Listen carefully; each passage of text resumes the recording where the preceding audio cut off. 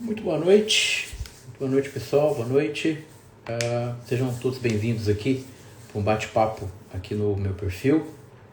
Sejam todos bem-vindos. Esperar vocês irem chegando aqui para a gente poder bater um papo sobre o que não andam falando sobre inteligência artificial.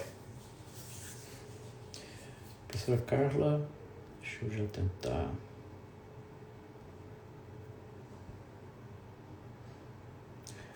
Boa noite.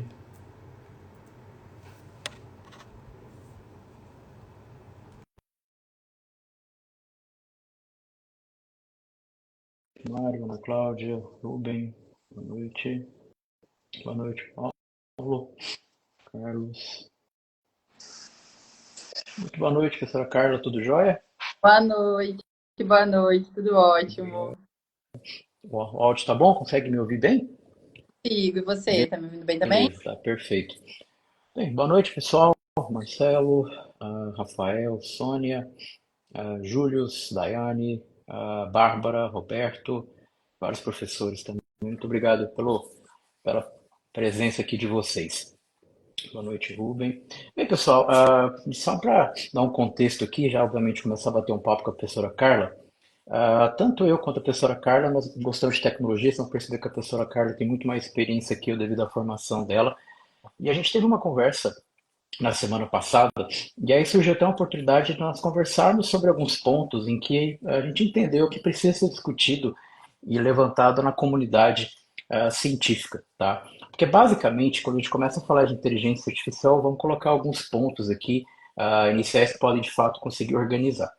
Primeiro, vai ser importante considerar que usar a inteligência artificial em pesquisa científica não está errado, tá? Então, vamos começar a quebrar algumas barreiras aqui importantes, porque à medida que você começa a estudar e começa a falar sobre isso, fica parecendo que quem está usando hoje inteligência artificial em pesquisa é um criminoso. Meu Deus, eu não posso contar para ninguém que eu estudo. Não, não tem problema. O que nós vamos comentar com vocês aqui hoje são tão importantes quanto vocês de fato conseguirem entender sobre inteligência artificial. É fundamental conseguir entender o que está por trás. E aí, obviamente, eu vou conseguir discutir com vocês aqui. A professora Carla vai nos ajudar bastante uma perspectiva mais técnica do processo. Depois a gente vai conversar um pouquinho também a experiência dela também como pesquisadora e também como tanto como editora associada também, como pesquisadora também, orientadora, para a gente puxar alguns pontos, tá? E claro, pessoal, fiquem super à vontade, à medida que a gente estiver batendo um papo aqui, eu estou de olho aqui nas perguntas, colocarem as dúvidas de vocês. Eu tinha até colocado aqui na caixinha de pergunta algumas dúvidas, eu já até selecionei aqui. Obviamente, fiquem super à vontade vocês irem colocando aqui para a gente poder bater um papo aqui com a professora Carla. A ideia realmente é discutir, senão vocês vão perceber que eu vou puxar para um lado diferente do que eu tenho visto por aí, que eu acho que precisa ter umas certas contribuições nesse sentido, tá? Então, professora Carla, formalmente, muito boa noite, muito obrigado pela presença, por ter topado participar e bater esse papo aqui. Então, se você pudesse apresentar inicialmente, por gentileza. Legal, obrigada, professora Limão. Estou muito feliz de estar aqui. Esse canal diferente, né, para a gente discutir pesquisa. Eu sou a professora Carla Marcolin. Eu tenho formação em administração do início ao fim, como eu gosto de falar, então da graduação até o doutorado. Também fiz um estágio pós-doutoral na área. E sempre me interessei muito pela área de sistemas de informação dentro da administração, o que hoje formalmente, se a gente for pegar a ANPAD, que é a nossa associação, é a área de tecnologia da informação. Eu sempre achei muito importante que outras áreas, não só as áreas específicas de tecnologia, mas, por exemplo, quando a gente olha para administração, para ciências sociais aplicadas no geral, porque elas se aproximassem da parte técnica de tecnologia também. Porque, na verdade, todo artefato tecnológico, ele é também um artefato social. Porque a gente tem um pedaço que é o código, a tecnologia, o algoritmo, e é algo pelo qual me interesso muito, mas tudo isso, quando a gente coloca na mão de um usuário, pode se transformar. E aí a gente fala que o usuário é muito criativo e muitas vezes muito mais criativo do que o próprio desenvolvedor da tecnologia. E vai dando outros usos, outras nuances para essa ferramenta. Então, o tempo todo a gente está discutindo isso. O que tem ali por trás do código, mas também quando esse código chega na sociedade, o que acontece. E certamente o grande expoente dos últimos anos aí é a IA generativa, né? Desse processo todo. A gente já viveu esse processo com outras tecnologias. Se a gente for pensar lá quando as empresas implantaram os primeiros sistemas de automação, a gente teve o processo da nota fiscal eletrônica aqui no Brasil, que foi muito importante. Depois a gente teve o WhatsApp, o próprio telefone, a gente levando, né, a internet com a gente em todo lugar. E hoje a gente está com a IA generativa vivendo esse processo. Um processo antigo, mas novo, porque a tecnologia é nova e aí a gente coloca uma nova tecnologia na mão desse usuário e isso tudo vai modificando. E isso modifica o jeito que a gente faz pesquisa também. Então, eu acho muito legal a gente poder discutir sobre isso de uma forma sóbria e com um ponto de vista realmente do lado de dentro. Eu costumo dizer que eu não gosto muito da expressão caixa preta, porque parece que é uma coisa assim, é só para quem sabe olhar essa caixa preta, tem que ter um óculos especial, sei lá. Não tem, né? A caixa não é preta e ela pertence a todos nós. Então a gente pode sim ver o que está ali dentro, entender, e quanto mais a gente entende, mais consciente a gente fica e melhor uso a gente faz dessas ferramentas. E eu gosto muito, professor, quando tu abre a tua fala falando, não é que não pode usar. Eu também não gosto dessa postura, né? Ah, não vou, ou vou usar, mas não vou contar para ninguém. Aí tem uns alunos meus que usam, e aí eu falo assim, você usou. Aí eles ficam com aquela cara de vergonha. Não é isso, né? Não é para esse processo. É claro que ela tá aí para a gente usar, para nos ajudar. Mas tem coisa que ela faz muito bem, tem coisa que ela faz muito mal, tem coisa que a gente tem que cuidar, tem coisa que a gente pode explorar bastante, e tem muita coisa que está acontecendo no processo de adoção da tecnologia. Então está todo mundo aprendendo junto, e quanto mais a gente discutir e expandir essa discussão, melhor. Essa não é uma discussão para poucas pessoas, né? Ah, só os professores, só a reitoria da universidade tem que discutir. Não, essa é uma discussão de todos nós, junto com os nossos alunos, junto com outros pesquisadores, junto com outros países, junto com o pessoal das outras áreas. Quanto mais a gente expandir essa discussão, acho que mais a gente vai ganhar e mais melhor uso a gente vai fazer dessa ferramenta. Mas, né, eu preciso dizer que, e talvez começando alguma provocação aí para vocês, o chat GPT não traz o artigo A1 em 3 dias, né? Que nem o pessoal acha que ele vai trazer, ou que nem a gente vê aí algumas propagandas falando, faça seu artigo A1 em 2 horas. Isso não existe, né? E aí a gente também queria desenrolar um pouquinho do porquê que isso não existe e o que, que realmente é verdade e o que, que não faz sentido quando a gente fala do uso de IA para pesquisa acadêmica. Perfeito. Novamente, pessoal, fica à vontade aqui para as perguntas. Vou começar algumas provocações aqui. Sim, vamos tentar voltar um pouquinho para dar um contexto para vocês. Obviamente, eu vou acabar focando a minha discussão com vocês, mas na perspectiva de pesquisa, tá? Se em novembro de 2022, de fato, o ChatGPT surge, basicamente nós temos ali uma facilidade de interação homem-máquina. Então, ela sai de um monte de código, eu pergunto do jeito que eu sei conversar e sei escrever, que é muito mais acessível, e eu acabo levando isso para um algoritmo, tá? E aí, de alguma forma, qual que é o grande problema, em sua grande maioria, quando a gente leva a academia para esse contexto? A academia acaba andando um pouquinho atrás dos acontecimentos, né? Aquela grande disparidade entre a academia e o mercado corporativo. Então, isso de alguma forma fez com que as próprias revistas efetivamente tivessem uma necessidade de adaptação. Então, vou dar exemplo para vocês. Nós estamos agora em julho de 2024.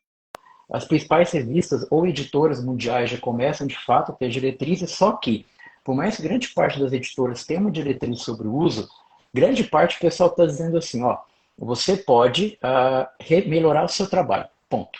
O restante é uma perspectiva, a pessoa Carla também faz parte do comitê científico de uma das divisões da ANPAD, nós criamos recentemente um grupo de trabalho para tentar atualizar. E aí mostrar para vocês que o grande desafio que nós temos hoje é tentar compartilhar. Por isso que eu estou trazendo a professora Carla aqui, boas práticas nesse processo.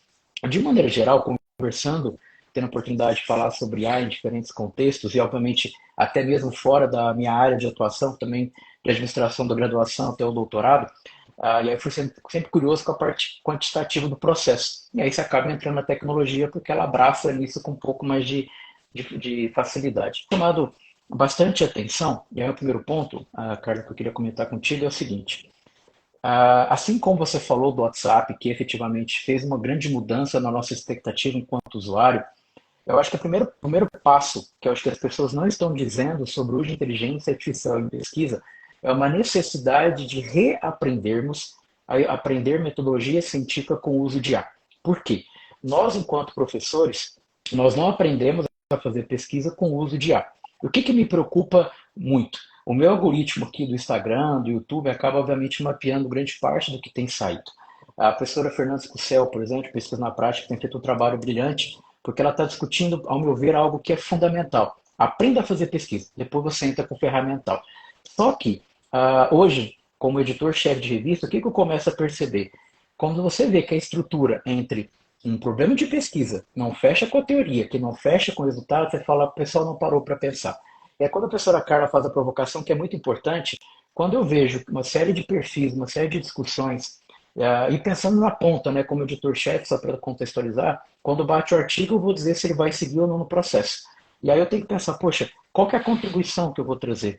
E aí quando eu vejo que o pessoal tem começado a entender que esse processo não exige dedicação, que é o uso do prompt, isso tem me deixado muito preocupado para como fazer ciência.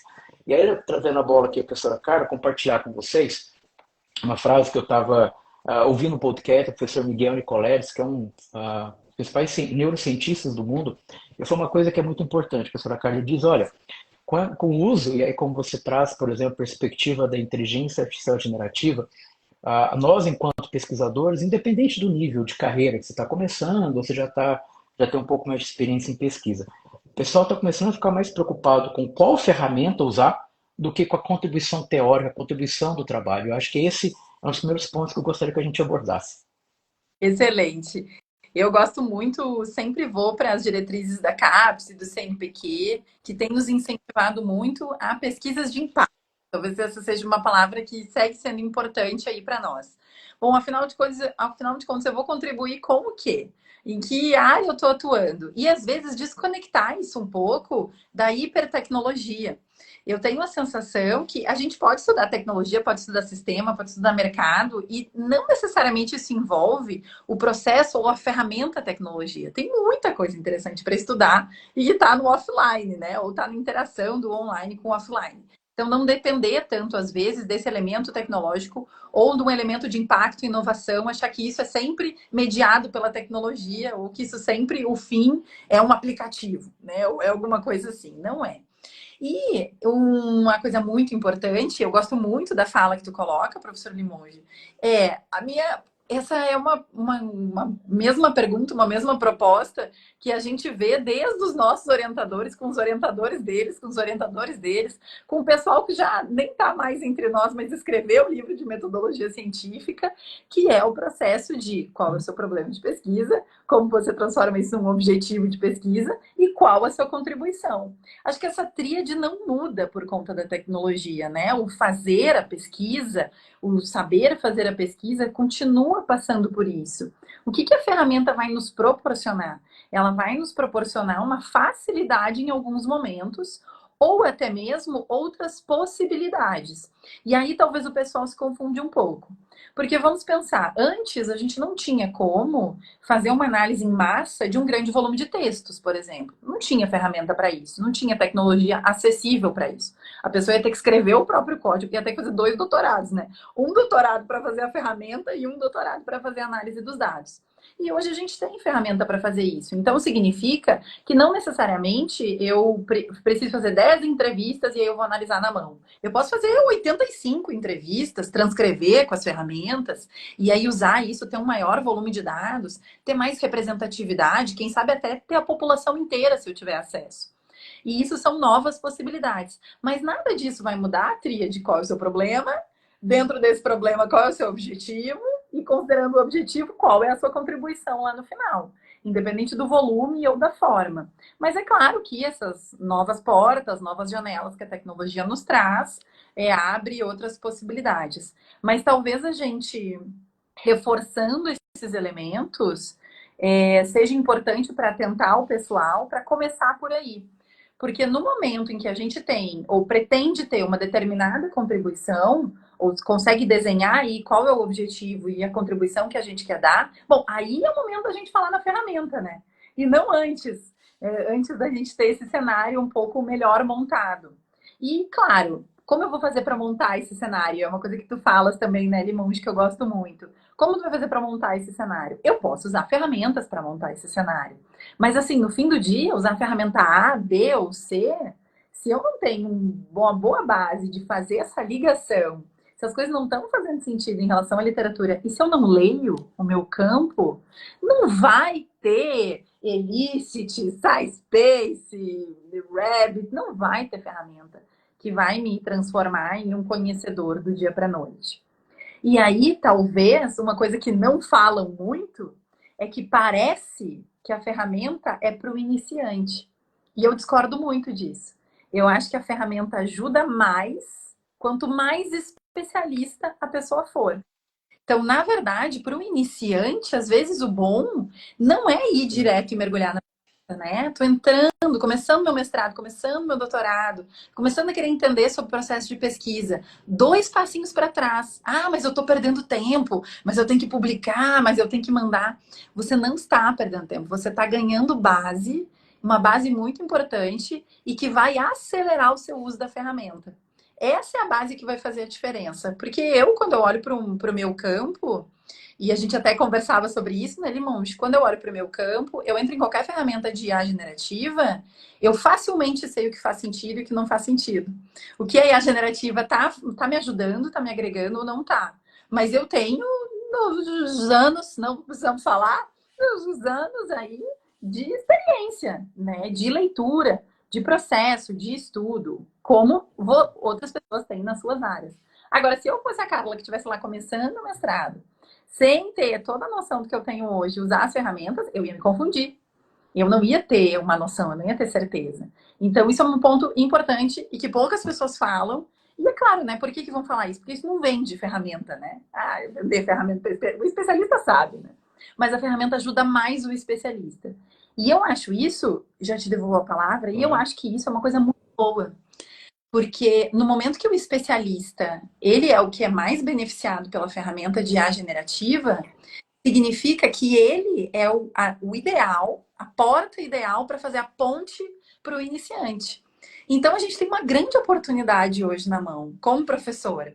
A gente tem a oportunidade de usar o nosso conhecimento adquirido durante tanto junto com as ferramentas para impulsionar os nossos iniciantes, as pessoas que estão iniciando em pesquisa. E quem sabe o sonho aí de todo mundo, né, sendo um pouco utópica, trazer mais gente para pesquisa. Trazer mais gente para ter o. Talvez a pessoa não siga a carreira de pesquisador, mas imagina se muita gente tivesse contato com ciência e pudesse, numa dúvida banal, pesquisar um artigo científico. Ah, eu quero discutir alguma coisa sob uma perspectiva científica, uma perspectiva de post no Instagram que não tem uma referência e a pessoa está falando como se soubesse, mas na verdade ela não sabe. Então, acho que a gente está com uma boa oportunidade, como especialistas, de ser curadores desse conteúdo que está saindo e de fazer a ponte e levar isso para dentro da sala de aula, levar para dentro das nossas pesquisas, levar para dentro das nossas famílias, levar para dentro da sociedade, para os locais que a gente está inserido. Perfeito. Puxando alguns pontos aqui, que acho que foram falas bem importantes, o pessoal já está colocando algumas perguntas, eu vou voltando aqui, pessoal, podem ficar tranquilos aqui. Porque o primeiro ponto, assim, então, partindo dessa premissa, acho que é um ponto que você colocou, e se a gente começa a pensar numa lógica de usuário, pensando em tecnologia mesmo, quanto mais maturidade eu tenho com a tecnologia, mais de alguma forma as ferramentas fazem sentido. E aí, mapeando, inclusive aqui no meu perfil, geralmente quando eu explico alguma coisa metodológica, eu tenho engajamento menor do que quando eu indico ferramenta. E aí, esses dias, depois a gente conversou, acho que foi na quinta ou na sexta, semana passada, eu fiquei vendo outros perfis também, e ficou na minha cabeça o quanto que realmente tudo que é salvo de ferramenta o pessoal sabe usar. É mais ou menos o seguinte paralelo. Quando eu comecei a mexer com programação, a minha carreira começou em programação, eu trabalhava com .NET e PHP alguns milhares de anos atrás. E eu me lembro que na época, quando eu fui começar a trabalhar, principalmente com PHP, na época você compra um monte de livro. E aí você fala, caramba, agora eu vou aprender. Só que depois você vai perceber que enquanto você não aprender a estudar, você vai salvar um monte de coisa e não vai usar. Aí eu fico pensando, hoje nós temos literalmente as ferramentas de inteligência artificial para o contexto de pesquisa, elas viraram efetivamente um negócio muito lucrativo. As ferramentas viraram, tá? Então, para o pessoal só entender, hoje você pode, obviamente, algumas plataformas cada vez menos são freemiums, que você usa de maneira deliberada, parte você usa até um pouquinho e depois você começa a pagar, outra você já paga direto. Então, eu acho que é uma necessidade que a gente precisa levar isso para dentro da sala de aula e discutir mais com os acadêmicos, E aí, como você muito bem colocou, há uma necessidade da gente conseguir mostrar para o pesquisador que ainda está querendo entrar na academia que não a dedicação não vai ser suprida pela inteligência artificial. O que tem me preocupado bastante, que o pessoal não tem falado, por isso que é um tema que foi até que a própria professora Carla sugeriu aqui, o que me chama um pouco de atenção? O quanto de experiência e o quanto de processo científico grande parte desse pessoal está usando. Que eu vou dar um exemplo para vocês. Acho que até, né, Carla, contigo também. Quantos artigos nossos rejeitado, faz parte do jogo, não tem problema nenhum, mas quantos que demoram? Quantos daqueles que a gente quebra a cabeça para efetivamente conseguir operacionalizar? E não é que a gente tem que mostrar o lado complicado, mas a gente tem que mostrar realmente o processo como ele é. E isso, efetivamente, quando a gente começa a colocar que basicamente a inteligência artificial generativa no contexto de pesquisa é um prompt, me preocupa. Por quê? Eu tenho que ter uma maturidade, como você muito bem colocou, eu preciso de uma maturidade para entender o que o algoritmo vai fazer, eu tenho que ter uma maturidade para conseguir discutir o meu resultado. E aí a gente começa a pensar alguns elementos, e eu quero dar um passo aqui atrás para todo mundo começar a pensar comigo. Se eu penso três principais dimensões dentro do que se estuda hoje inteligência artificial, nós temos a própria inteligência artificial, depois nós temos machine learning, depois a gente tem o deep learning. Bem, quando tem inteligência artificial, provavelmente nos últimos meses, assim, por assim dizer, pela curva, né, que a gente está tendo de crescimento, é uma tecnologia chamada de NLP, ou linguagem de processamento natural. Para vocês terem uma ideia, plataformas como a Semantic Scholar e outras já mapearam 280 bilhões de artigos. Então, obviamente, você imagina que ela já aprendeu alguma coisa. Mas vamos lá. Aí, professora, para poder me ajudar aqui, para a gente explicar de maneira bem didática. Grande parte, eu não vou dizer, né, como pesquisador eu sempre brinco, que eu não posso generalizar, senão eu erro. Mas eu diria que 99% das melhores plataformas, e aí a professora Carla concordou comigo na semana passada quando a gente conversou, eu sou curioso para entender o que a ferramenta faz. O que me preocupa? Não é apertar o botão. Então, se vocês olharem nas plataformas, geralmente do lado esquerdo, lá embaixo, geralmente esquerdo no finalzinho, tem um botãozinho do Discord, que é uma plataforma em que você entende a discussão do algoritmo. E aí me conforta como pesquisador, porque eu sei o que eu apertei, o que gerou, e eu consigo explicar. Esse é um ponto importante. E grande parte, novamente, aproximadamente vou chutar 99% das plataformas de IA usam a tecnologia de linguagem de processamento natural. Ou seja, vou passar a bola para a professora, que é uma das especialidades da professora Carla, mas basicamente ele vai pegar tudo que está no artigo e vai colocar na linguagem da máquina. Só que eu tenho que entender o que ele está fazendo para depois eu conseguir perguntar. Então, professor, se puder explicar um pouquinho como é que seria o NLP, como é que de fato está a lógica desse algoritmo, porque as pessoas não têm falado, né, um pouquinho da gente, porque foi a ideia aqui, sobre como funcionam os algoritmos. Quanto mais eu entendo o algoritmo, quanto mais eu entendo o que está por trás, mais eu consigo ter resultados Ai, melhores. perfeito. Obrigada por essa pergunta, esse assunto fantástico. NLP é uma das 6 grandes áreas de inteligência artificial. É certamente a maior expoente dos últimos anos. Não foi sempre assim, né? A área de NLP por muito tempo foi deixada de lado porque era a área mais difícil de ter bons resultados. E hoje é uma área expoente porque a gente consegue ter ferramentas para se comunicar em linguagem natural com a máquina. Essa é a ideia, né, do processamento de linguagem. Eu escrevo no meu idioma e a máquina responde para mim no meu idioma também. E como funciona, assim, de forma muito rápida a IA generativa, né? Dentro da ideia de NLP. NLP tem outras técnicas, mas é basicamente ela vai aprender um espaço matemático de palavras e do quanto essas palavras estão relacionadas dentro de uma frase em um determinado assunto. Então, toda vez que a gente conversa com ela vai nos devolver as palavras, considerando as probabilidades matemáticas dentro daquele assunto que eu perguntei. Porque ela consegue mapear os assuntos, né? Tendo lido muitas coisas, a partir de um conjunto de palavras, ela vai saber, bom, essas palavras quando estão juntas, elas estão falando sobre esse cluster, né? Ou sobre um cluster lá, mas é sobre esse conjunto de palavras. Então a máquina, usando as palavras que você incluiu, ela vai até lá, fica nesse cluster e te devolve palavras que estão ali dentro. E isso talvez seja um elemento interessante, né, para a gente ver. Vários autores já colocaram isso, e eu gosto também sempre de repetir, do porquê que a gente chama o ChatGPT de um papagaio de probabilidade, ou as IAs generativas como um papagaio de probabilidades. Porque não tem consciência do que está falando, na verdade, não existe um entendimento do conteúdo, só existe um entendimento matemático do quão provável aquelas palavras aparecem juntas, dado o conjunto de textos que a gente está pesquisando. No caso do ChatGPT, Gemini, Claude, das IAs generativas abertas, eles são treinados em bases muito diversas. Então, base de notícia, Wikipédia, tudo que tem na internet, eles treinam, então o conhecimento é mais genérico. Então, no momento que eu falo algumas palavras genéricas, ele vai me retornar assuntos mais genéricos em relação àquelas palavras. É claro que tem fórum específico de programação, enfim, mas são as coisas mais frequentes. Quando eu vou para as ferramentas em que a gente está falando especificamente da academia, por exemplo, as ferramentas de busca em textos acadêmicos, ele vai pegar as palavras que eu estou usando e vai me retornar um conjunto de textos onde aquelas palavras-chave aparecem. E aí é um elemento muito interessante. A gente discute, desde antes de ter essas ferramentas, a importância das palavras-chave. E eu sei, você, professor Limonjo, sabe, todas as pessoas que estão nos assistindo provavelmente também sabem o quão ruim as palavras-chave às vezes são nos artigos. E o quanto tem uma palavra-chave lá que não representa o que está acontecendo, o quanto que a gente não tem uma boa curadoria daquelas palavras-chave, o quanto que o título fala uma coisa e o artigo fala outra. Agora, a gente pega esse problema, quando a gente tem a IA generativa, e a gente explode um pouco esse problema. Porque dependendo do termo que você inserir para colocar ali, ele vai ir para o cluster de artigos que usaram esse termo também, ou termos correlacionados, mas não necessariamente em relação à sua área de conhecimento.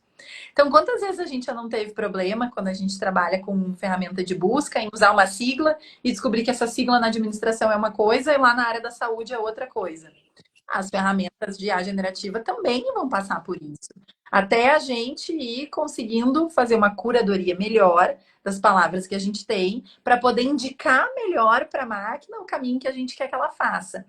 É muito parecido como quando a gente aprendeu a conversar com o Google, né? Então, a primeira vez que apareceu o Google, e aí quem já tem uma dor nas costas, aí quem já tem uma coisa, um joelho ruim, sabe como foi isso? Era quando a gente começou a conversar com o Google, a gente digitava palavras secas, assim, né? E o Google era ruim, aí ele trazia coisa de outra cidade, coisas que não tinham nada a ver. E a ferramenta foi aprimorando e a gente foi aprimorando a nossa forma de conversar com o Google. Ele nos educou, de certa forma.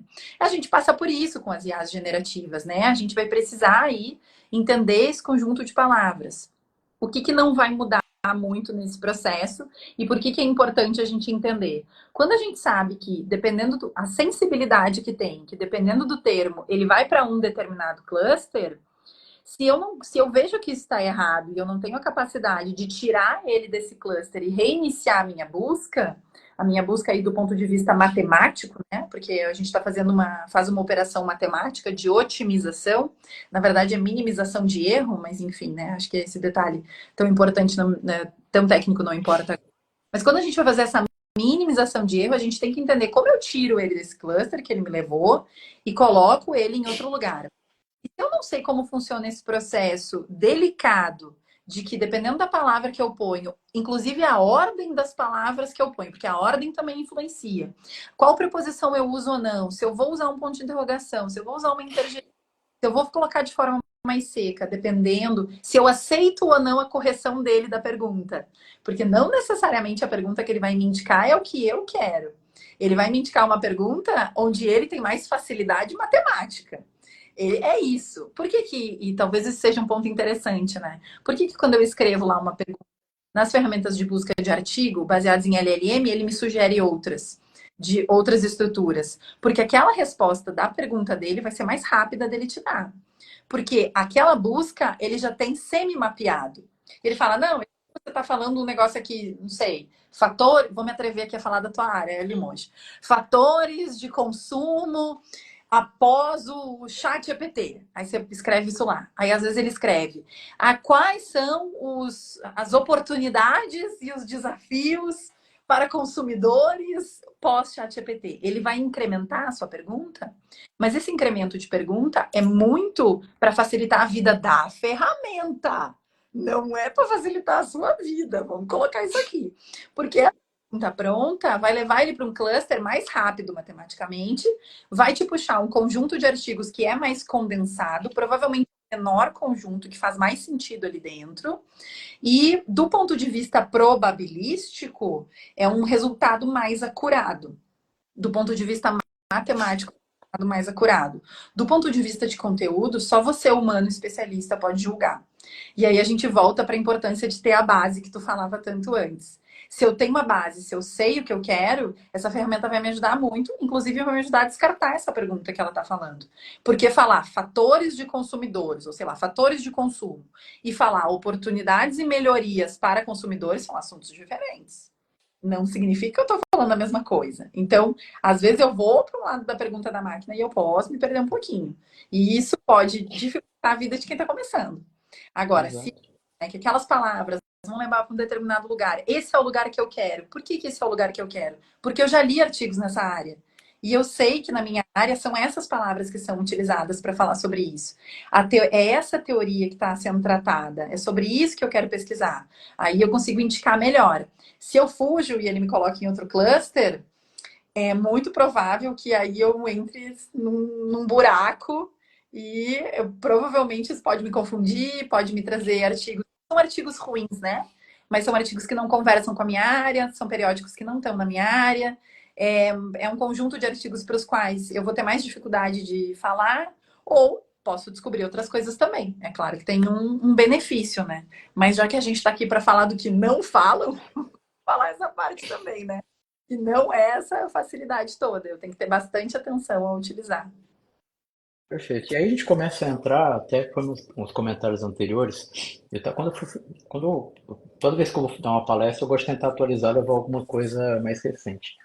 E eu identifiquei recentemente uma pesquisa da Nature, em que ela sugere que nós tenhamos publicados anualmente, né, considerando todas as áreas do conhecimento, há mais ou menos 5 milhões de artigos. Imagina o volume de conhecimento. Eu não estou falando que são artigos de boa qualidade, mas são 5 milhões de artigos que estão surgindo. E aí, grande parte da discussão, que é uma palavra que se diz bastante na academia, é impacto, tá? E aí, algo que, novamente, que eu estou tentando reforçar com vocês aqui, pessoal, tão importante quanto efetivamente estudar o método é vocês tentarem entender o que a ferramenta faz. Por isso que eu fiz questão de provocar a professora Carla para explicar um pouco a lógica do algoritmo. Por quê? A minha área também é administração e dou disciplina de métodos quantitativos, eu falo para os alunos, vocês não precisam saber equação. O administrador geralmente não sabe, e está tudo certo. Só que eu tenho que saber que seu resultado pelo menos está correto. Então, quanto mais vocês pararem para entender não a ferramenta, mas entender o que você quer e a ferramenta se torna um meio, vocês vão poder perceber que a pesquisa de vocês vai ganhar muito mais coerência. Só que isso, de alguma forma, acaba indo na contramão do que grande parte está sendo discutido de IA em pesquisa. Porque está se mostrando que a IA em pesquisa vai fazer você ser muito mais produtivo. Só que a tendência mundial hoje de bom pesquisador não é um grande volume, são poucos de grande qualidade. E aí, vocês podem depois dar isso é uma hipótese total. Se vocês pegarem os principais pesquisadores das áreas de vocês, poucos deles, ou seja, aqueles que são mais de referência, eles não estão preocupados com a IA, porque eles conseguem fazer um artigo. Então, se a IA vai aumentar, você vai tirar, não, porque ele detém o conhecimento. Eu brinco que a inteligência artificial ela não tem maturidade. A expectativa é que o ser humano tenha maturidade para dizer se ela está certa ou está errada. O problema é que nós estamos cada vez mais optando pelo caminho mais fácil. Então, assim, se eu coloco meu chapeuzinho de pesquisador, eu tenho que entender o que eu estou gerando de resultado. O que ele está gerando? É como você muito bem colocou. Se eu tiro preposição, se eu coloco preposição, se eu tento plural, tento singular, qual que é o impacto para a minha pesquisa? E aí, tecnicamente, quanto mais eu conseguir entender o algoritmo, e aí é o grande desafio, tem um professor engenheiro chamado Richard Feynman, que ele diz que quanto mais eu consigo ensinar melhor, mais eu entendi. E aí você tem um grande desafio na pesquisa. Quanto mais eu estudo, mais difícil eu falo. E é o grande desafio a gente conseguir falar para uma grande audiência com essa qualidade. Agora, quanto mais vocês focarem, e aí, obviamente, está tudo certo, cada um tem um caminho. Só quanto mais vocês focarem em entender a ferramenta, mas não entender a metodologia e o processo, por isso que, certa vez eu fui numa palestra, cara, e conversando com o pesquisador, ele falou assim, é engraçado como as pessoas acabam querendo ter heróis que estão distantes. E nós tínhamos que ter os heróis que são pessoas reais. Ele deu um exemplo que ele tem heróis na academia. Ele começou a dar o nome de vários pesquisadores. E isso faz muito sentido. Então, assim, tentem pegar os pesquisadores mais top da área de vocês, com mais referência, tentem entender como é que ele faz a pesquisa. E aí, a partir do momento que você tiver aquele conhecimento, é o nível de maturidade vai ser importante. Por quê? Eu fiz aqui algumas comentários para a gente comentar. Em grande parte hoje, que eu acho que tem um caminho bacana para conseguirmos trabalhar, e isso eu acho que tem que ser discutido também hoje no curso de abertura, tá? Aí eu vou fazer um paralelo para vocês. Já fui coordenador de programa de pós-graduação também, hoje eu estou em 2 programas. O que me chama a atenção? Nós precisamos começar a conversar em programas de pós-graduação, não é só da pesquisa, mas na formação. E isso não está sendo dito também. Está todo mundo falando assim, quais as ferramentas? Não. Eu tenho que ensinar a escrever, eu tenho que ensinar a ler cientificamente, depois eu vou ensinar inteligência artificial. Por quê? Vamos pensar o seguinte: grandes partes do que estão sendo discutidas hoje na teoria é a questão do aprendizado. Tá? Se quiserem falar um termo bonitinho, é literacy. Então, um dos termos que tem ganhado bastante relevância é a inteligência artificial, o letramento desse processo. E isso vai ser importante. Então, talvez uma das habilidades que você pode aprender dentro de tudo que vocês estão ganhando de conteúdo hoje na internet sobre inteligência artificial é vocês serem letrados com o uso de inteligência artificial.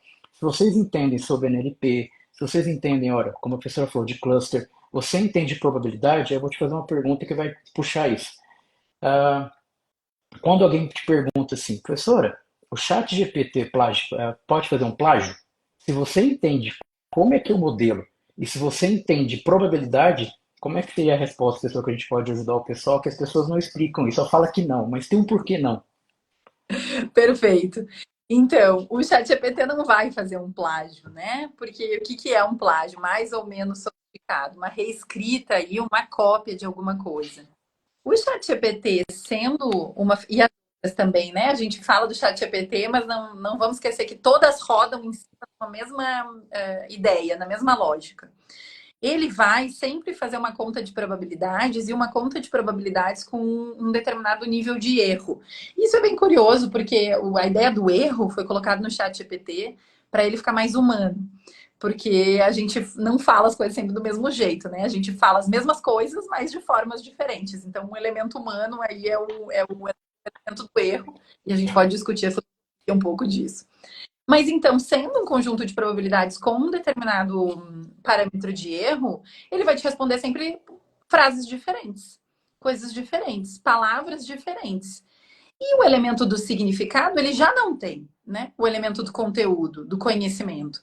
Ele não é uma ferramenta para buscar exatidão, para buscar fatos. Ele nunca foi, né? Assim, não é que ele está errado, ele nunca foi feito. Ele é uma ferramenta para conversar com você conversa com o computador no seu idioma, mas ele não é alguém que vai te ensinar alguma coisa, ou que você pode ter certeza da resposta que ele está te dando, porque ele está consultando uma base de conhecimento e está te trazendo de volta. Não está. Ele está, a partir do que você colocou no prompt, perguntou, está te trazendo um outro conjunto de palavras que tem a ver com aquilo. Mas é uma matemática, né? Então não existe isso dele fazer um plágio, dele ir lá num determinado conteúdo e buscar outro conteúdo igual, não tem. O que não significa que ele é sempre original, né? Não é isso que a gente está falando também. Então, no momento que a gente diz que não tem o aspecto do plágio, não é porque ele tem originalidade. É uma conta, é um ranking. É por isso que quando a gente. É um ranking de palavras. É por isso que quando ele escreve uma palavra depois da outra. E o que ele faz? Ele pega todo o seu prompt e aí ele vê, a partir de todas aquelas palavras, qual é a probabilidade da próxima palavra ser uma nesse universo de palavras que eu posso escolher. Ah, eu tenho aqui as 10 palavras mais prováveis, então eu vou pegar uma delas e vou colocar. Dado tudo que eu escrevi, mais a palavra que eu escrevi agora que eu comecei a te responder, qual é a próxima mais provável? Qual é a próxima? Qual é a próxima? Então é uma conta atrás da outra de probabilidade. E por que é uma conta de probabilidade e não é uma conta exata? Para ser rápido. Porque se fosse uma conta exata, ia demorar muito tempo. E você nunca quis esperar 10 segundos para o chat. Você não espera o chat GPT te responder durante 10 segundos. Você que escreve, e se ele dá uma enroladinha de 3, olha, eu ouso falar, se ele dá uma enrolada de 3 segundos, você já fala, ih, se perdeu. Ih, não conseguiu. Ih, não sei o que aconteceu. 3 segundos a gente não espera. Então, assim, é um conjunto de probabilidade. A probabilidade é mais fácil de calcular, a probabilidade é mais rápido, a probabilidade funciona bem com as matrizes dentro do computador, então não tem esse elemento do conteúdo, né? Porque é só isso, é um monte de probabilidades, só que a gente lê como palavras. Mas eu confesso, São palavras muito bonitas. Então, quando a gente olha a frase, quando a gente olha para aquele conteúdo que a gente escreveu, a gente fala, puxa vida, realmente, né? Ele está conversando comigo. Quase que a gente se perde aí no teste de Turing e acha que tem alguém por trás ali nos respondendo. Alguém que é sempre muito educado, alguém que é sempre muito solícito, alguém que é sempre muito agradável de conversar, mas continua sendo um monte de probabilidades, uma atrás da outra. É isso. Enquanto a gente não mudar a estrutura do algoritmo, e eu não sei quando isso vai acontecer, pode acontecer um dia, mas enquanto não mudar a estrutura de fazer essa conta, tem um elemento específico, não vai deixar de ser isso. Não vai. Vai sempre continuar sendo isso. É claro que isso tem elementos para os quais ele não serve, e a gente já fala, né? E todo mundo fala bastante sobre isso, né? A gente não pode confiar no que ele diz, ele alucina, que é o termo para isso, tem vários outros elementos, mas tem muitas coisas que ele é muito bom. Por exemplo, eu vou colocar um resumo que eu escrevi e eu vou pedir para ele melhorar o meu resumo. Ou talvez eu tenha um resumo de 400 palavras, eu não e eu vou pedir para ele fazer isso para mim. Nisso ele é muito bom, porque ele está do meu conteúdo, ele da curadoria do conteúdo, eu que escrevi o resumo faz sentido para o meu artigo, vamos falar isso, né? E eu tô pedindo para ele reescrever. Então ele vai pegar o meu conteúdo, vai pegar as palavras mais prováveis, ele é muito bom de argumento, centralidade de texto, ele tem que ter isso para poder escrever texto pra gente. E lembra, né? Você mesmo falou quantos 280 milhões, não sei, de artigos, quantas coisas ele já leu, né? Ele entende de estrutura de texto, porque os textos têm sempre a mesma estrutura. E aí ele vai conseguir resolver esse problema para mim. Nisso ele é ótimo. Um excelente uso da ferramenta. E a gente tem que fazer mesmo. Agora, isso é. Eu sou um pesquisadora mais produtiva e vou publicar 60 artigos no ano? Não. Isso é, eu dou para a ferramenta o que ela tem que fazer e eu uso esse momento, esse tempo, para fazer coisas que são mais importantes para o meu artigo e dedicar mais tempo ali para ele. Perfeito. Tem até uma reportagem que saiu recente, naquele jornal chamado The Guardian, em que diz que tem um pesquisador que conseguiu publicar um artigo por dia no último ano. E aí eu fui ler a reportagem que eu falei assim, ah, lá vem a IA. Mas na verdade não, ficou muito claro que o que acabou acontecendo é uma rede. O nome dele rodou.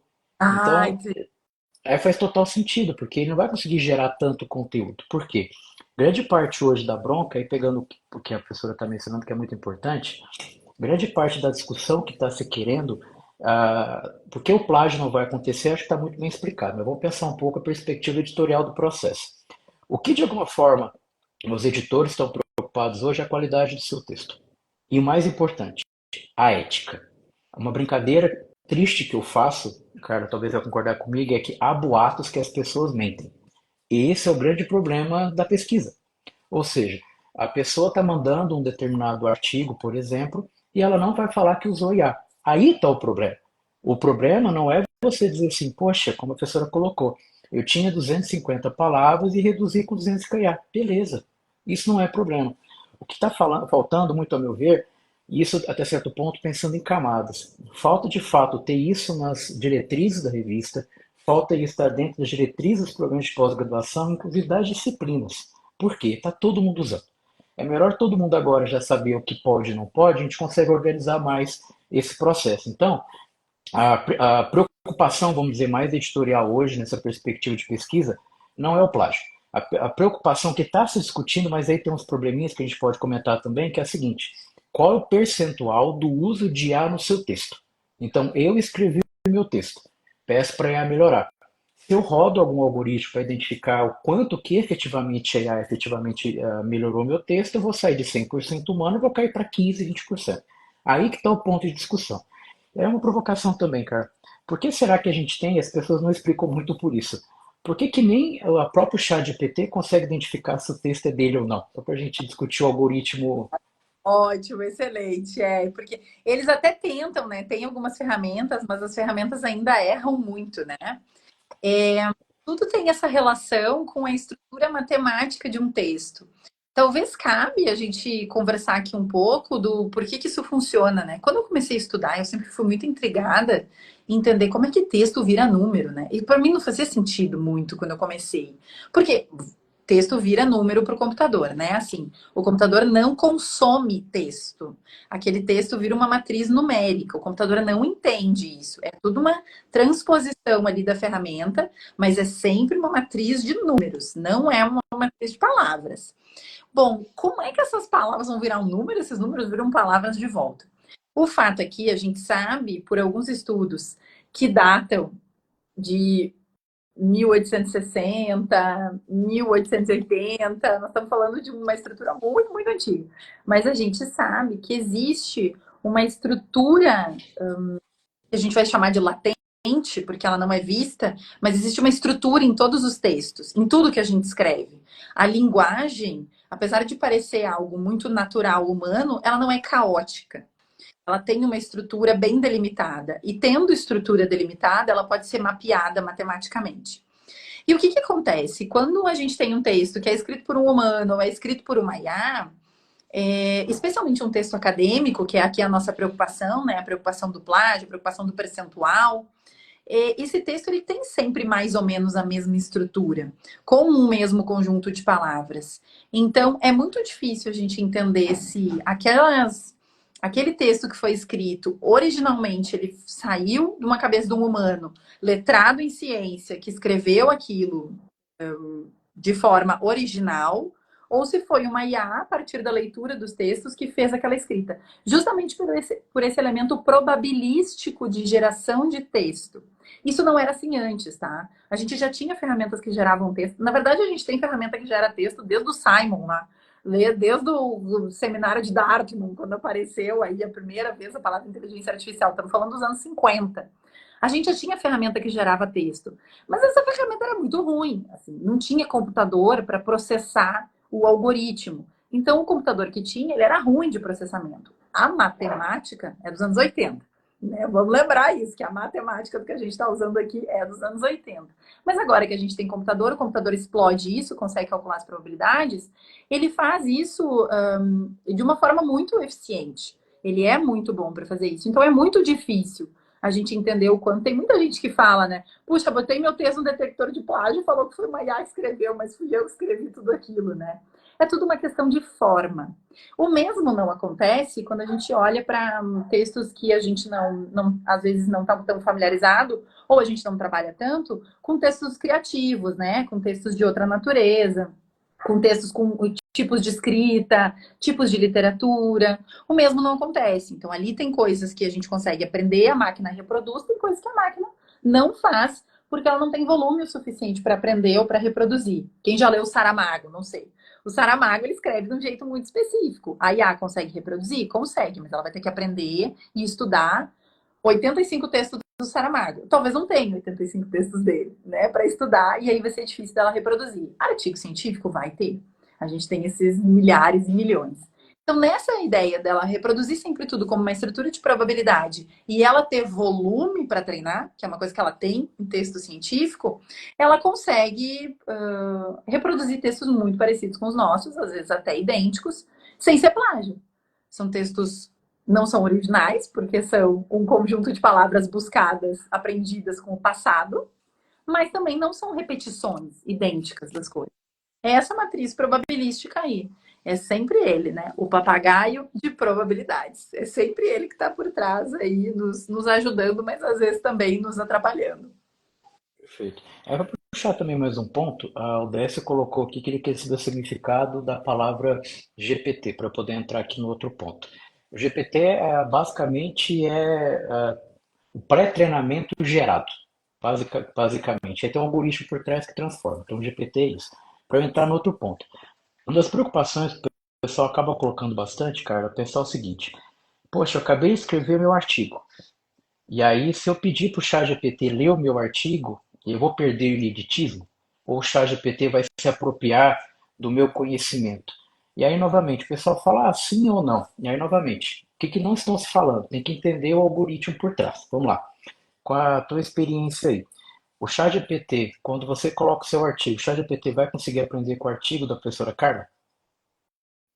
Ele não vai conseguir. Resposta curta. Resposta longa, curta, né? Assim, isso não vai acontecer, né? Tem uma... essa especificidade com o dado que a gente coloca ali, ela é uma preocupação distante quando a gente não entende o tamanho do modelo. Então, assim, a gente tem falado esses números e às vezes são números difíceis da gente entender. E também o pessoal que elabora esses algoritmos às vezes parece que não quer também, né, que a gente entenda. Eles falam em tokens, por exemplo. E aí você fica, o que é um token? Ah, treinou em 10 milhões de token. Mas o que é 10 bilhões de token? O token é um pedaço de uma palavra. Por que pega um pedaço de uma palavra? De novo, porque o computador não entende palavras, ele entende números. E um pedaço de uma palavra é uma quantidade de números que faz sentido numa estrutura matricial, vetorial. Né? O computador funciona por vetores. Os vetores têm que ter todos o mesmo tamanho. As palavras não têm todas o mesmo tamanho, então a gente corta para fazer sentido para o computador e bota todo mundo do mesmo tamanho. Às vezes é uma palavra, às vezes é um pedaço de uma palavra.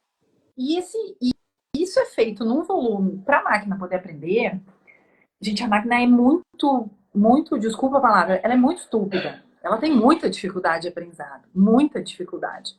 Então, para ela conseguir aprender, a gente tem que dar um volume de dados bem estruturado para ela, muito grande. E ela tem que rodar aquilo várias vezes. Tem um slide que eu sempre gosto de mostrar nas minhas palestras, que é o ChatGPT aprendendo o estilo do Shakespeare.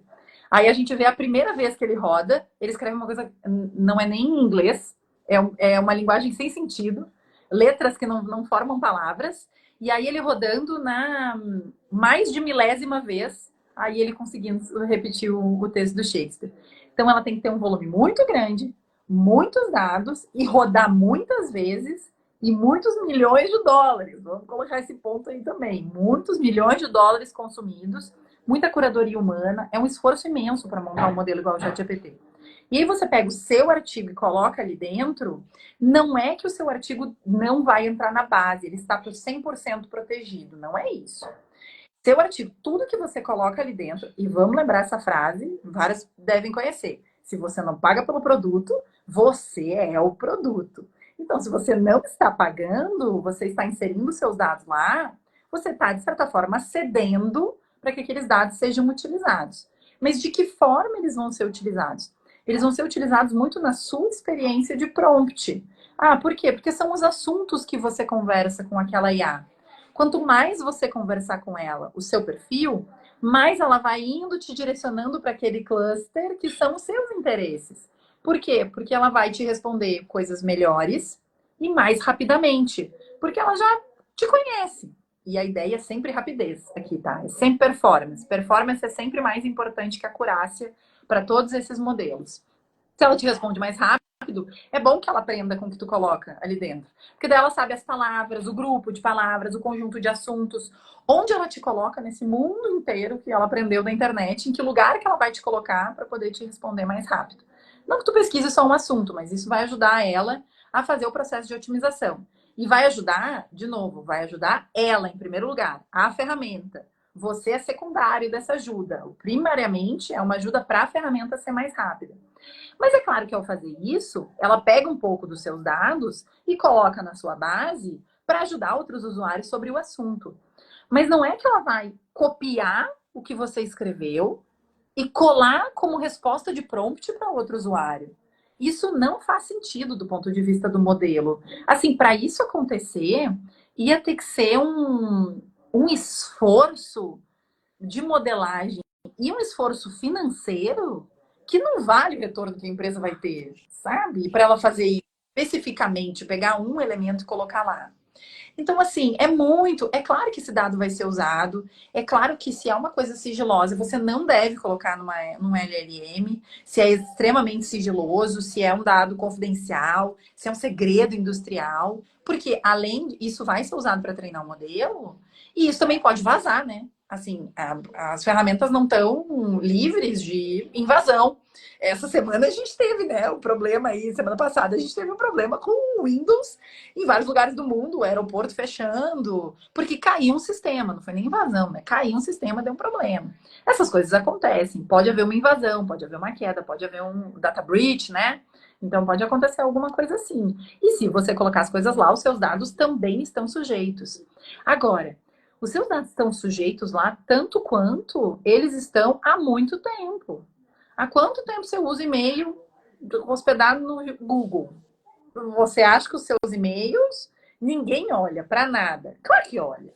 É óbvio, os seus dados estão lá. Eles estão disponíveis para estudar sobre você, para estudar sobre o mercado. Agora, não significa que o e-mail que eu mandei para o professor Limonge hoje vai cair lá na mão de outra pessoa. Não é isso, né? Então, os dados ficam disponíveis, mas não é que a sua ideia vai ser roubada, né? No artigo.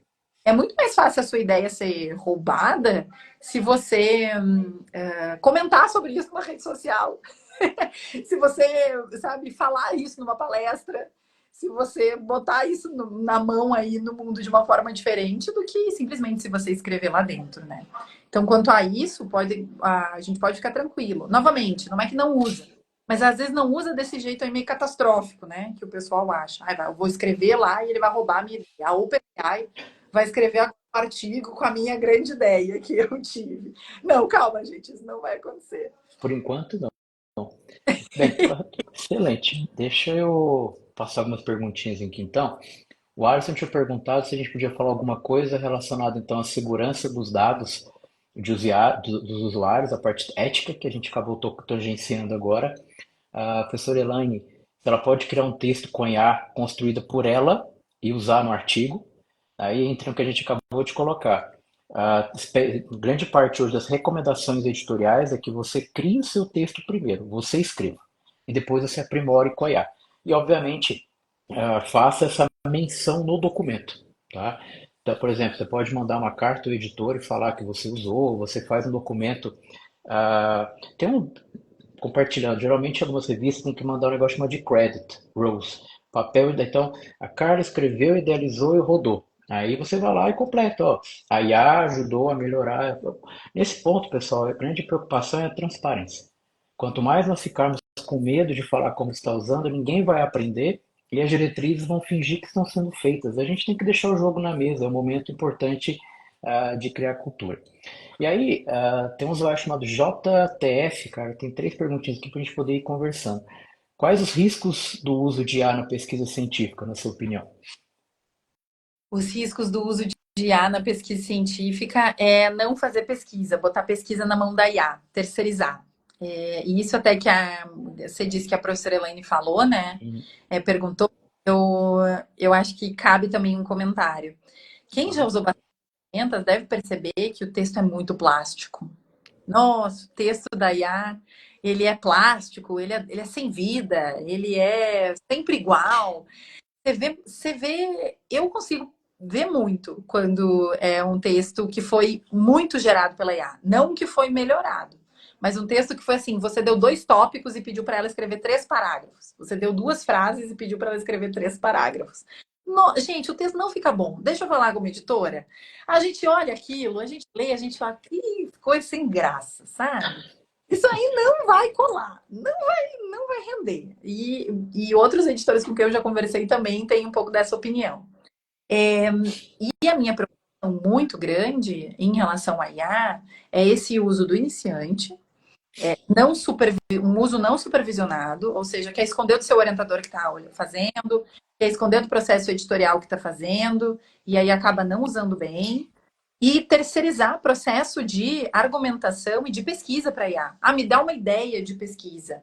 A IA pode te ajudar com brainstorm, pode te ajudar com temática, mas como você vai fazer para conversar com um campo de pesquisa, para ter impacto, se você não lê sobre o campo ou se você não conhece o campo também? Porque são duas coisas, né? A gente fala muito de leitura, de ler o campo, mas eu sempre gosto de lembrar um editorial que eu vi, se não me engano, foi na Information Systems Journal, a ISG, que eles colocaram que o gap da pesquisa também está na rua.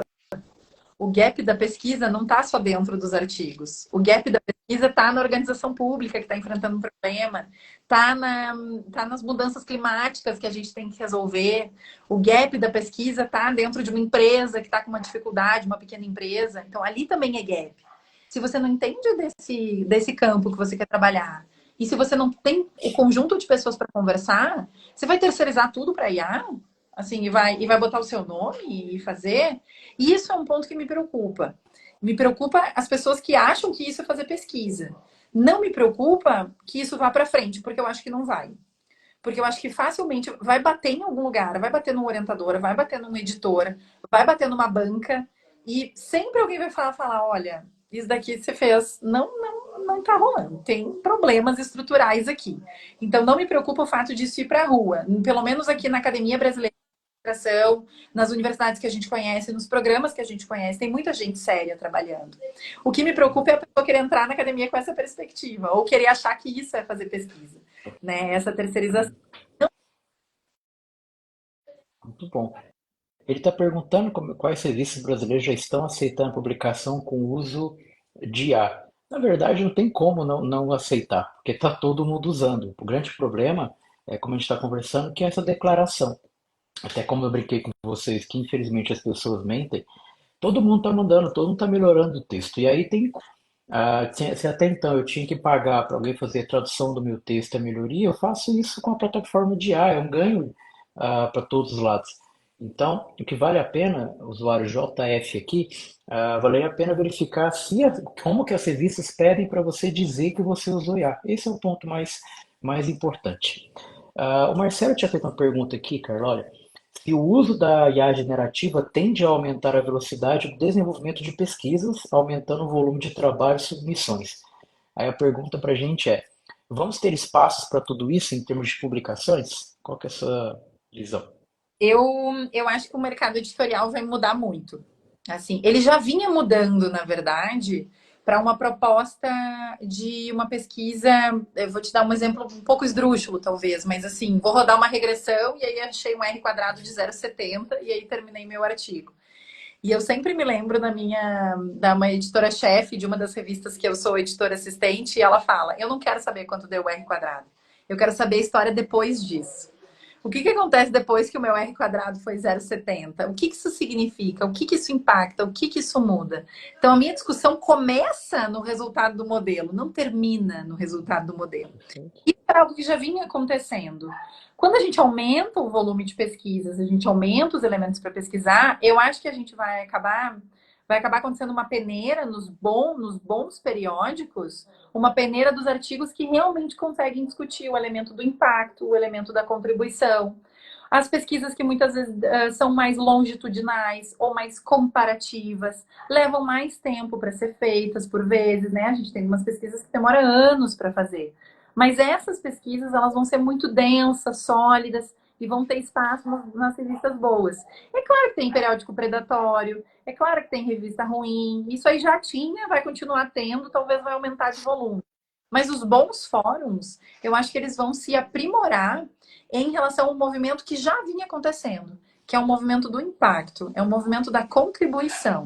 Esse é um movimento que não vai mudar e se fortalece com esse provável aumento de volume devido a uma facilidade de escrever artigos medianos para ruins com o uso da IA. Vai ter um pouco desse processo. E eu vejo os editores todos se preocupando com isso, todos.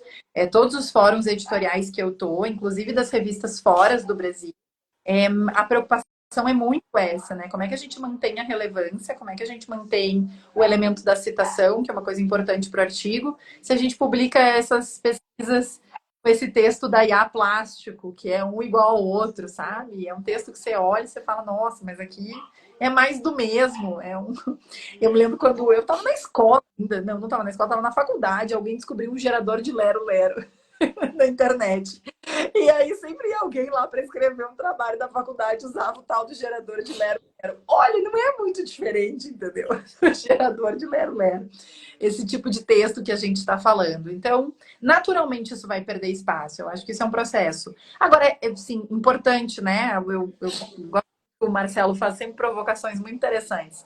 Nós estamos no meio desse caminho, né? Aí, assim, o barco está navegando aqui, né?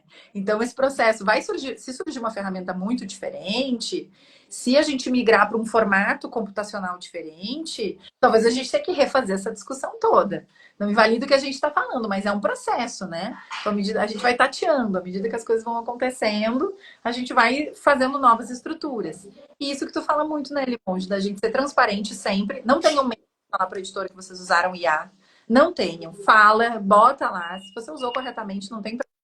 E nesse elemento também Tem uma frase muito boa que eu gosto, que é o The train has left the station. Então, assim, o trem já partiu, né? Assim, a IA já tá aí.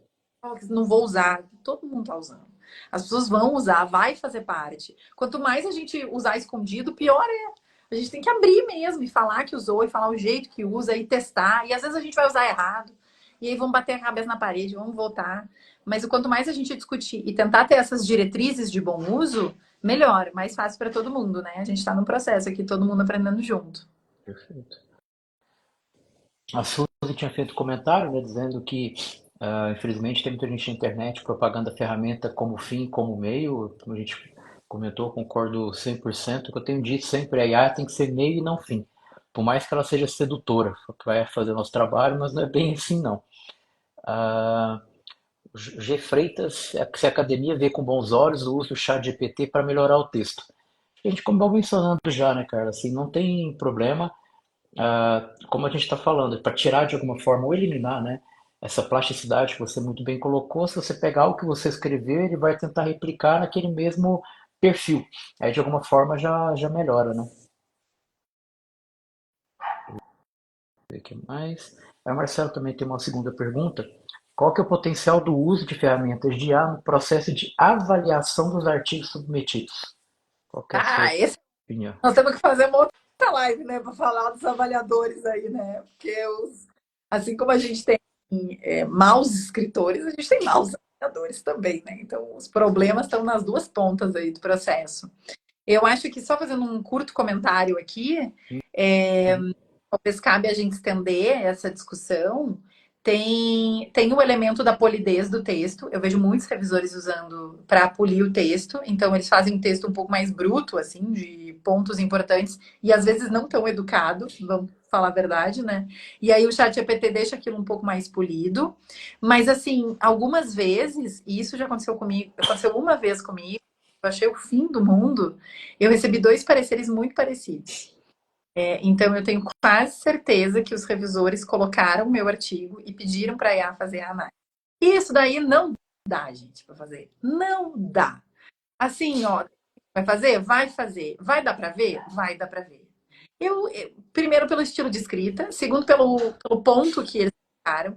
Não só porque os pontos dos dois eram parecidos, mas porque o tipo de coisa que eles falaram foi muito genérico, sabe? Eles falaram, porque a sua introdução poderia apresentar melhor a problemática e talvez colocar. Mas você leu? Você viu qual que é a minha problemática? Você viu qual que é? O que na problemática que você acha que eu não me expliquei? O que ficou faltando? Porque quando a gente faz uma revisão, se tem uma coisa meio vaga, a gente fala, esse conceito eu não entendi. Esse conceito não ligou muito bem com esse. A gente aponta como revisor os critérios, os fatores, os elementos. E aí é uma coisa que não tem nada disso, sabe? Então, isso é um problema. E é um problema que a última discussão que eu vi sobre isso foi uma das revistas que eu participo do board, que é uma revista alemã, que perdeu fator de impacto por um grande problema com revisores. Então, assim, os revisores hoje são um problema maior do que a escrita com IA por parte dos autores e tal. Os revisores é uma base que está tendo que ser muito bem avaliada para ver quem fica e quem sai, para fazer boas revisões. Porque tem muita gente que vai fazer, sei lá, vai fazer revisão na pressa, tá em board só para ter o nome, revisa de qualquer jeito, e aí tá jogando para trazer o retorno. Se vocês pegarem algo assim, eu recomendo muito que vocês escrevam ao editor do journal, educadamente, é claro, porque a gente nunca tem como afirmar, mas educadamente falando, olha, será que não pode ter um outro revisor? Olha, será que não cabe essa revisão um pouco estranha? É, eu vou Não está claro, né, o que tem que ser feito. assim, eu acho que isso tem que ser aberto, porque às vezes o editor não consegue ver isso. É um volume muito grande para o editor. Não, ele não consegue ler e colocar isso, até porque ele não leu na profundidade seu artigo. Quem lê é o revisor. O editor só avalia se Perfeito. a próxima fase ou Exato. não, né? E aí, eu acho que escrevam o editor, mas sempre com educação, tá? A educação é a primeira coisa do mercado editorial. Mas escrevam e vão atrás. Assim, não fiquem quietos, sabe? Ai, coitado de mim, o revisor, não sei o quê. Não. Vamos atrás, porque é um problema de todo mundo. E claro, né, pelo amor de Deus, se vocês forem revisar um artigo, não joguem pro chat GPT e fala, revisa para mim. Não! Não faz isso, pelo amor de Deus. Ele não sabe fazer isso. Ele vai pegar aquele texto e vai escrever generalidades, pessoal. A gente já sabe, é um papagaio de probabilidade. Ele não vai escrever em relação àquele conteúdo. Às vezes é capaz de ele escrever em relação a outro conteúdo, porque ele alucina. E aí ele vai lá, seu artigo é sobre mercado consumidor, e ele vai escrever sobre indústria 4.0. E aí isso vai ficar ruim para você, revisor, né? Então não faz isso, pelo amor de Deus. Ainda vai agradecer, estou à disposição, fico feliz por ajudar ainda, né? Agradeço a oportunidade de revisar o artigo e parabenizo os autores. Aí vai botar isso no final, né? O Décio tinha mencionado aqui, quando a gente estava falando um pouco das palavras-chave, você tinha explicado a composição, estava ligado à indexação. O Carlos está dizendo que depois da conversa trocou o terapeuta do chat pelo chat GPT, vai ter que voltar para o terapeuta humano. Eu acho que é uma boa, ainda é uma boa escolha. A Lara está perguntando aqui como é que ela pode imergir corretamente no mundo da IA, sendo que os programas de pós-graduação não instruem os alunos. Excelente. Acho que tem um ponto aqui, né, Carla, que primeiro, acho que tem que ter um movimento de fora para dentro nos programas. Programas às vezes acabam ficando meio que diferentes. Então, os alunos têm que provocar isso junto às coordenações. Eu falo como professor dentro de programa e ex-coordenador. Os alunos, por quê? Se 2020 os professores tiveram que repensar muito na estrutura de como se dar aula por causa da pandemia, os alunos, professores de pós-graduação e graduação também têm que repensar da aula com a IA. Tem que mudar o processo, não adianta fingir que não está acontecendo. Tá todo mundo falando disso, é melhor que fale dentro de sala de aula primeiro, né, Carlos? Se você concorda. Concordo muito. É um movimento de todo mundo, né? Um movimento dos programas, das universidades, dos nossos órgãos reguladores, das nossas associações e dos alunos com os professores em sala de aula. Assim. Eu acho que todo mundo tem o dever de puxar essa discussão nos fóruns aonde é adequado. Também não é tudo sempre IA, né? Não vamos querer agora que toda disciplina de pós-graduação seja sobre IA. Vamos lembrar o que a gente falou no início, né? A pós-graduação é sobre o fazer pesquisa. E tem muita coisa de fazer pesquisa que não envolve IA, mas eu acho que cabe sim puxar essa discussão, sempre nessa perspectiva de que o especialista, que é o professor, ele vai ter condição de ajudar muito o aluno, porque ele vai bater o olho facilmente, vai ver o que faz sentido e não faz sentido na ferramenta. Então, levar isso para a sala de aula como ponto de discussão é um bom começo, mas isso não exime as coordenações, as associações, todo mundo de fazer uma discussão e de tentar estruturar de uma forma mais orientativa, acredito, né? O bom uso e o que não é o bom. A Marta tinha perguntado conteúdo, depois eu vou levar para o YouTube, podem ficar tranquilos que eu coloco lá também para vocês poderem compartilhar. O Júlio concordou contigo, dizendo que uma grande quantidade de avaliadores estão fazendo sem ler comentários, sem ler os trabalhos. Eu estava lendo outro dia um artigo, eu fiquei com a seguinte sensação, né, que o Júlio e a Carla falaram. Daqui a pouco quem vai fazer o trabalho é IA. Quem escreve é IA, quem avalia é IA, e aí o ser humano vai para casa e vai assistir Netflix, porque a gente vai perder utilidade no processo. Mas acho que é isso aí mesmo. O Juan disse que começou uma investigação sobre performance da IA para correção de redação. Isso é interessante, o pessoal já tem feito muito, né? Principalmente para Enem, agora tem que vir para a academia também. A Daiane colocou uma cara de choro, infelizmente, evento científico também não tem feedback positivo. E essa é a parte assim, ó. A Carla também com a experiência editorial, a Carla falou uma frase que é fundamental, pessoal. Nós temos que repensar o processo de revista científica. Não tem avaliador, um monte de gente coloca o nome para ser editor, mas você manda artigo, o cara finge que não é com ele, estoura prazo, aí você aperta de um lado, aperta do outro. Assim, eu tô desde maio como editor-chefe de revista. A minha mãe já virou uma santa. Até eu explicar pro cara que a culpa não é minha, que tem um processo por trás, não adianta. Mas assim, o cara briga, aí você fala, olha, desculpa, aí você tem que cutucar. Só que na academia, você tem que, obviamente, concordo muito com a que ela, Carla fala. Tem que ser muito educado, mas assim, a academia é muito rígida com prazo. Se eu mando um artigo para a pessoa e ela não avalia no prazo, ela quebra uma cadeia como um todo. E, infelizmente, o prazo acaba não sendo cumprido. Então, e é de graça, é voluntário o processo. E aí, só para já fechar aqui também de passar a palavra, cara, eu estava lendo uma reportagem ontem, depois eu vou até te mandar. O pessoal de uma editora, que eu não me lembro o nome correto agora, não vou dizer outro. O que é bacana, pessoal, que eles fizeram? A editora, quando você publica um artigo em revista internacional, você faz uma carta carta de cessão autoral. Então, a Carla Marcolin publicou um artigo, ela vai fazer um documento, manda para a editora, ela está cedendo os direitos. Ou seja, se eu quiser ler o artigo da Carla, eu tenho que pagar por ela. Ou eu uso a assinatura de alguém para acessar. O que essa editora fez? Ela pegou todos os artigos que ela tem na base e vendeu para uma plataforma de LLM por milhões de dólares. Não sei se vocês entenderam o que aconteceu aqui. Pegou o conhecimento de um monte de pesquisador que entregou o conhecimento na mão dos caras e eles acabaram de vender para treinar modelo. Isso não está sendo falado em pesquisa. Nós estamos alimentando o mercado com o nosso conhecimento. A gente faz isso há muito tempo, né, Limoges? Há muito tempo, cede os direitos, sem custo nenhum, né, para uma pequena quantidade de editoras que tem aí, de publishers, na verdade, que dominam o mercado, e a gente não fica com o lucro, né, desse conhecimento ou com a exploração, o retorno financeiro do conhecimento, né?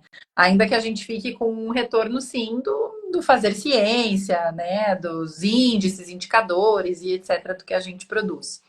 E isso é uma coisa muito grave, né? É um processo que realmente a gente vai ter que repensar, até porque, além de todo problema que é, toda injustiça que é, toda a falta de motivação que isso dá para o pesquisador, a gente se afasta do elemento do impacto, a gente se afasta do elemento do retorno para a sociedade. Porque muitas vezes isso não chega no cidadão, né? Assim, qual é a quantidade de brasileiros que hoje, perante uma dúvida, vai pesquisar numa base científica? Pouquíssimos, porque não são nem letrados para os artigos científicos, assim.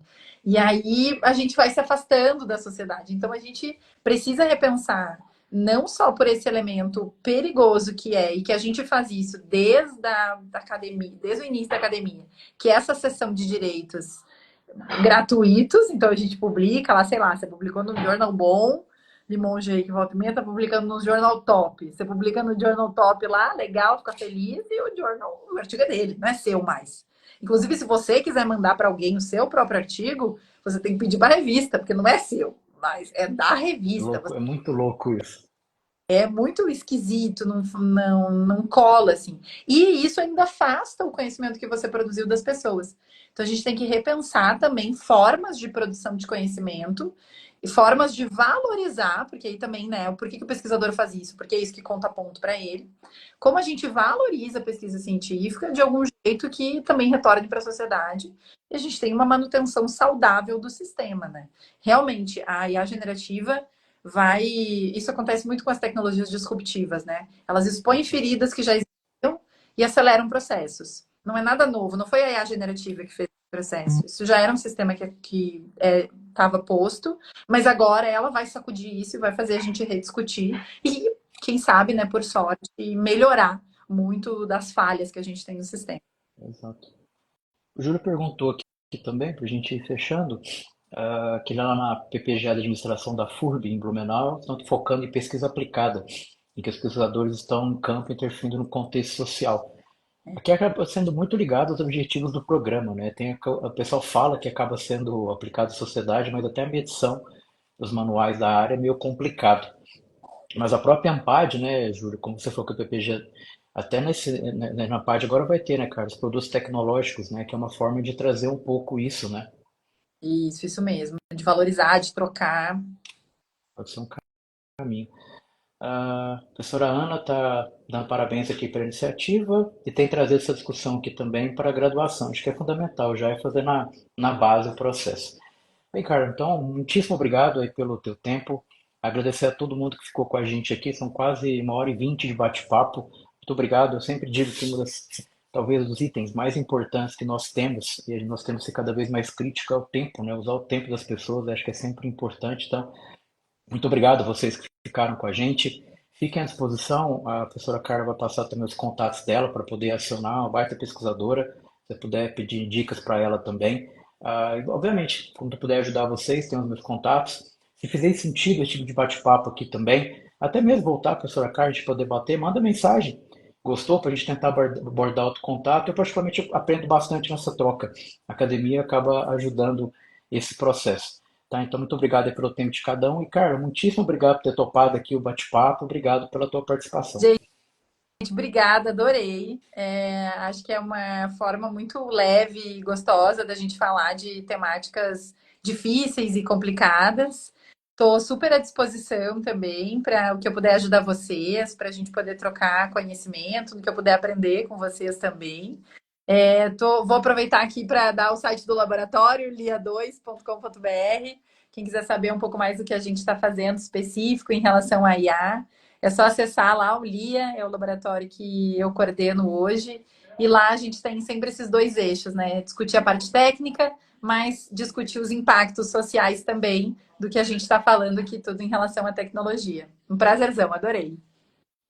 Então, pessoal, muito obrigado. Não se esqueçam, IA é meio e não fim. Façam pesquisa com a IA lá na ponta, tá bom? Obrigado, pessoal. Boa noite. Fiquem bem. Obrigado, Carla. Tchau, tchau.